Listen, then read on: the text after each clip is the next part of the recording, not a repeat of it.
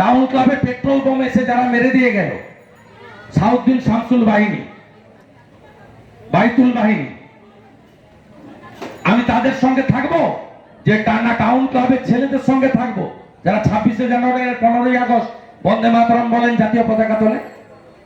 শুভেন্দুদা, হেমন্ত বিশ্ব শর্মা এই কাজে একই কথা বলছে, অনুপ্রবেশের জেরে হিন্দু বাঙালিরা তারা কোনটাসে হয়ে পড়ছেন, তাদের অস্তিত্ব সংকটে পড়ে যাবে এই রাজ্যে অনুপ্রবেশ। ওই জন্য তো 72টা জায়গা খোলা, রোহিঙ্গা ঢুকছে।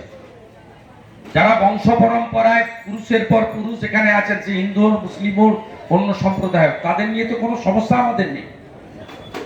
যারা অনুপ্রবেশ করে ঢুকছেন তারা তো হিন্দুর জায়গাও নিয়ে নিচ্ছেন, মুসলিমের জায়গাও নিয়ে নিচ্ছেন।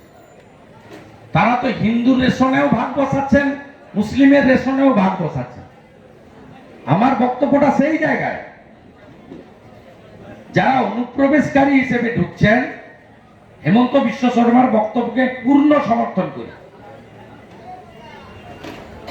72টা জায়গায় বাংলাদেশ সীমান্তে বিএসএফ কে কাঁটা তারের বেড়া লাগানোর জন্য মমতা ব্যানার্জি জায়গা দেয়নি কেন?